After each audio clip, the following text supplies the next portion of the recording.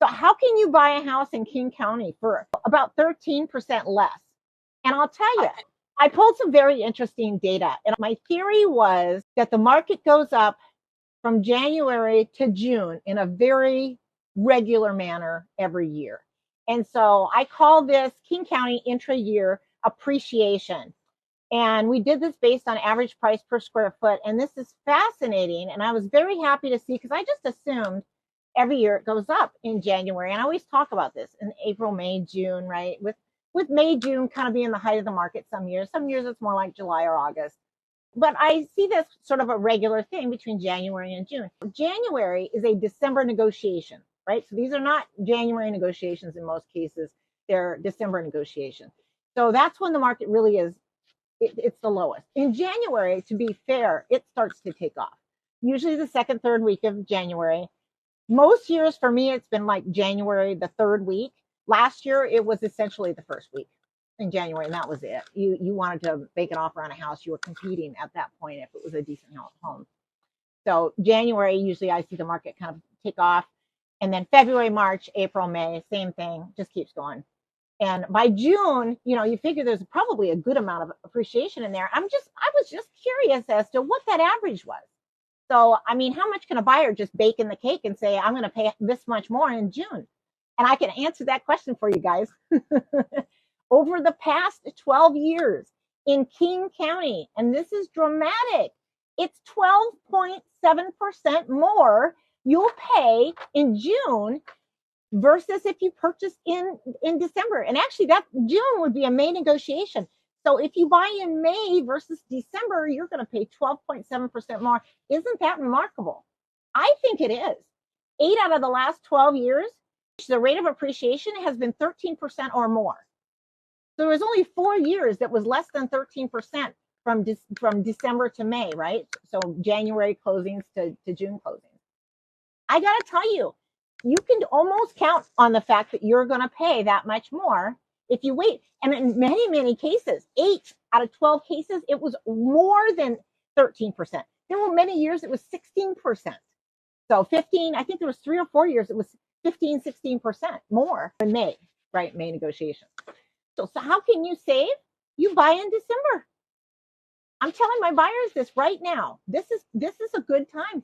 You can start looking right now. Let's get you into a house before the end of the year. That's really all we got to do. Don't wait till January.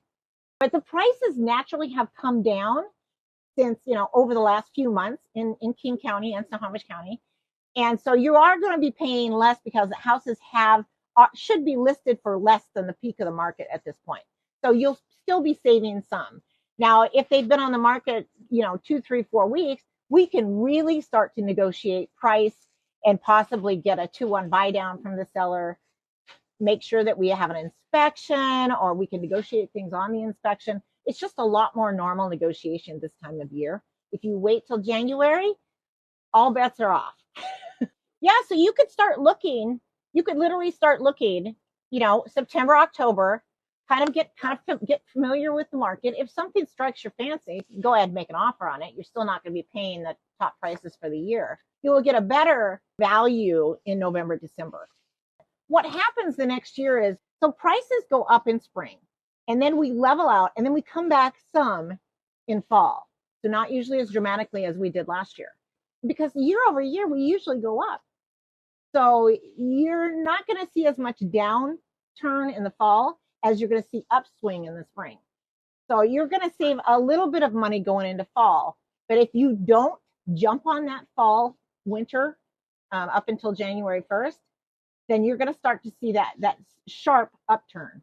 And it happens fast, you guys. People are willing to spend $50,000 over asking, in January.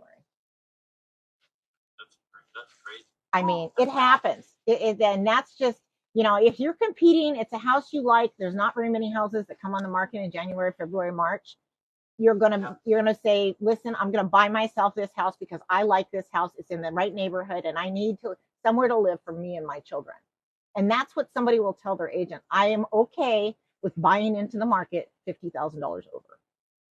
And then what they'll have to do is, it may not appraise, so they may have to bring an extra $50,000 to escrow to cover that, what it doesn't appraise for, right? So you're buying an $800,000 house and you actually are paying $850, if it only appraises at $800, you're bringing an extra $50,000 to escrow in addition to your regular down payment. So that's how you would do that. But if you're really able to time the market, you're moving from out of state and you have flexibility with when you move out here, really, I would pick the fall. Really would. Well, the thing is, you not only don't let prices come down a little bit, let them soften a little bit. Soften, and then you don't have to come in with the They'll, it's super, appraisals are super easy in the late fall, early winter. Super easy. Because they're looking back at August, September. Yep. Which are still fairly strong. Yep. Yeah. But you will you do start to see prices come down. The average sales price is coming down in Snohomish and King counties ever so slightly. But we are seeing it come down. We're off the peak by 3, 4, 5%. I actually anticipated it would come down quite a bit more. And I think by the time we see the January data, which will reflect December sales, I think we will come back down to where we got an annual appreciation of somewhere around 8%. I really do. But that's still 8% in 1 year. That's amazing. Right? I'll take that any day.